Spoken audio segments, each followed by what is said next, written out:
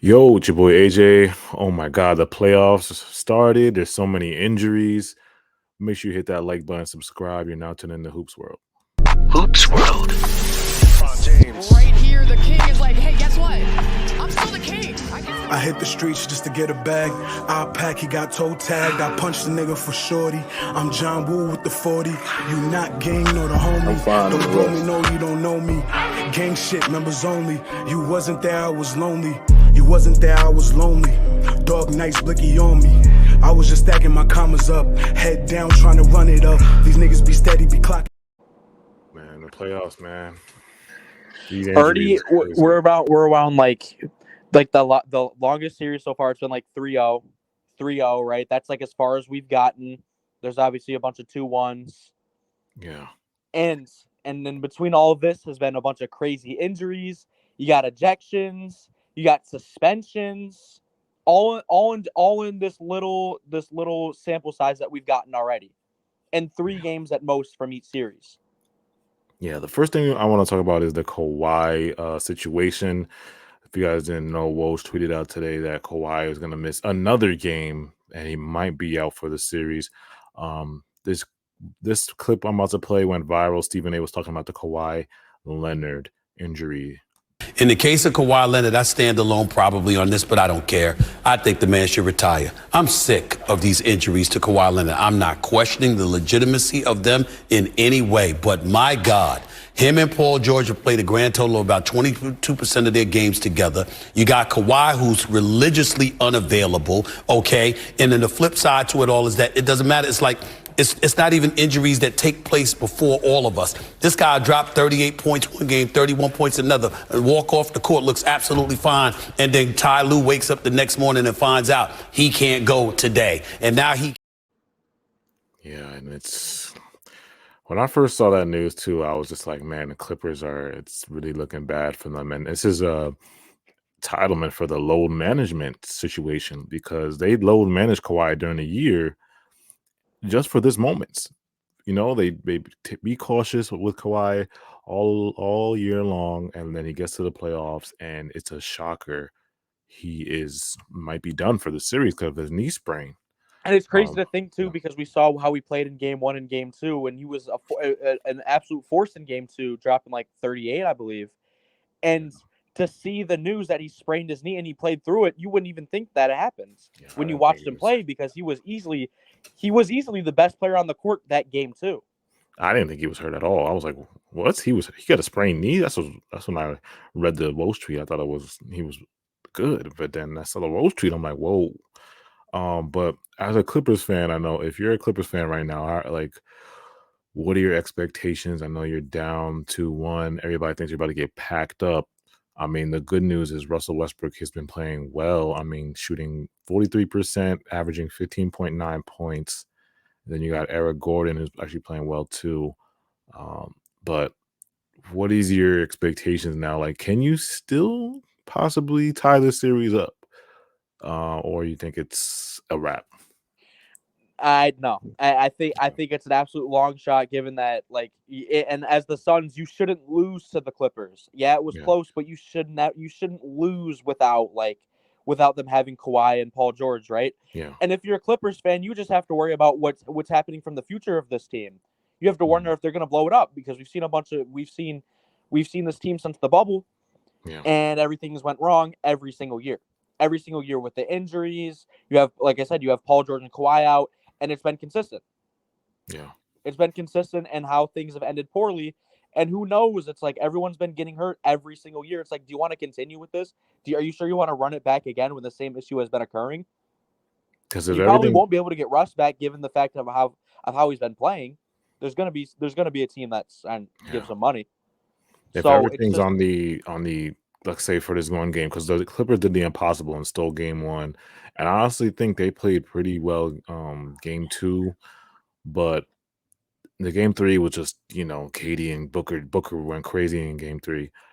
But for them to steal game 4, it's like they were without Paul George, they were without Kawhi Leonard, and that team, realistically, if they went a whole still season without, fair amount of effort, where you think at moments at times, like if the Suns start sleeping, they can sneak up and steal a game, because Russ has been playing out of his mind. I mean, he's going to have to give you 30 on game 4. Yeah, but But as a Clipper, but if you're the Clippers, you have to hope everything goes right. Like as long as the Suns like, aren't playing with their food, they're not gonna lose. yeah, This is a team exactly. that's supposed to be a title contender. You know, it's just about reps for the Clippers at this point, and it's unfortunate because you could have won that game last night if Kawhi was there. And it's just Yeah, like, imagine if you had the whole series with Kawhi and Paul George. The series could have been a lot different. It's yeah, just interesting, and like I said, you have to look what the team's going to look like in the future, because who knows? Like everything's went out the same way. yeah. Disappointing. What was the next injury we are gonna talk about? Oh, the John Morant. So John Morant got I think he was cleared for practice. Woj tweeted out he was cleared for practice. And he was practicing, and they're still putting at questionable for the next game against the Lakers. Um, so we'll see if Ja plays. But I've seen a lot of I was watching Colin Cowherd, and he said that the Memphis is better without Ja. He gave up It's all the interesting because it's like statistics. Like last he had year. numbers. I've said 2 years for the past 2 years or whatever, the last playoffs.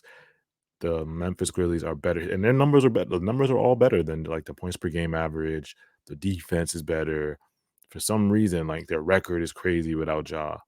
So he was like, I don't know, without because he says Ja isolates too much, he dribbles too much. Sometimes there's a lot of turnovers, and what's his name? The backup point guard Tyus Jones has the best assist turnover ratio in like 5 years or something like that. For five, he's had number one for like 5 years because And he it's doesn't turn the interesting ball too over. because the only game they took against the Warriors last year was without Ja Morant, and Yeah, it's crazy to think too because it's like obviously like this year it's still just 1-1, and you won the game without Ja Morant, and obviously you're still and obviously they're kind of depleted as well without Brandon Clark and Steven Adams. They're bigs. They're bigs. They have to rely on Xavier Tillman, who had a phenomenal game too, but it's still Xavier Tillman, Jaren Jackson, and after that, you really don't have anyone. You really yeah, don't have anyone in terms of your big depth because that all went away really with Steven Adams and Brandon Clark. You went into the yeah, season thinking you had those guys, you know, and you're without both of them. You're two like primary bigs besides obviously like Jaren Jackson. yeah. Yes, I wonder like how that series is gonna go. I mean, we don't know. Ja might actually play, and he might not. Who knows? It's good Like, news that he was a full participant in practice, and it's crazy to think with like all of the injuries. Just like to yeah, sum up, in game one, you go to the Bucks Heat series. Giannis went down, was out, finished that game, and he's still not playing right now. Giannis, he's still questionable. They still don't know when he's going to come back. And then in that same game, after Giannis went out early, Tyler Hero breaks his hands, yeah, and there's how that series goes. And it's just with all these injuries and these injuries and these injuries, and now you have Joel Embiid who just sprained his knee. Obviously, you still have Kawhi. Everyone seems to be getting injured, and then you transfer on to the ejections and the suspensions and the weird technical fouls that we've had going on. yeah. It's a whole bunch. Like this is a lot for the playoffs, man. It's like the NBA script writers are on a mission, bro.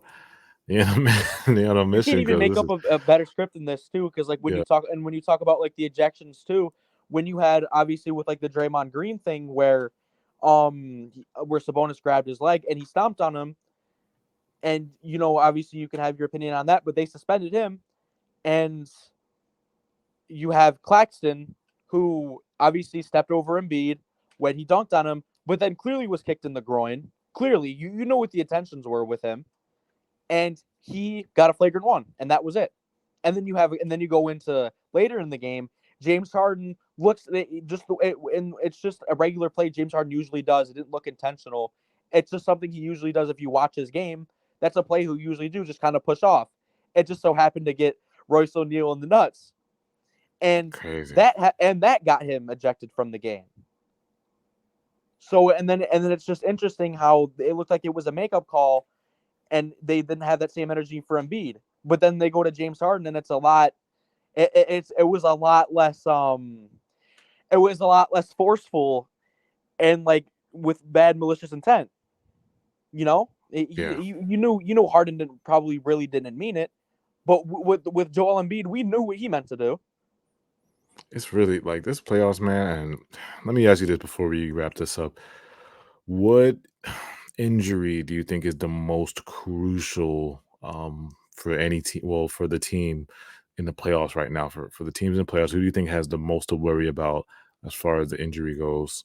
You got one. It's the Clippers one, and then Mhm. you have the Grizzlies, which are two. Because you still like if you just go about injuries as a team, Yeah. obviously like it's not just this playoffs. You see Memphis is without Ja, So the Steven Bucks, you Adams, feel like they should be and cool, Clark. even though They'll without be okay. Giannis. They'll be Mhm. okay because Giannis will be back whenever. They just destroyed the Miami Heat, and we know Yeah. how the Miami Heat has been this year, very mid. And we know what we know they're on the way out. They're still not going to win this series, even if without Giannis. Uh, Giannis will be back when you Yeah. go to that series. But then you go to the Clippers. You're without Paul George, huge blow because that's another star on your team gone. And then Kawhi Leonard, who was just out after playing really well.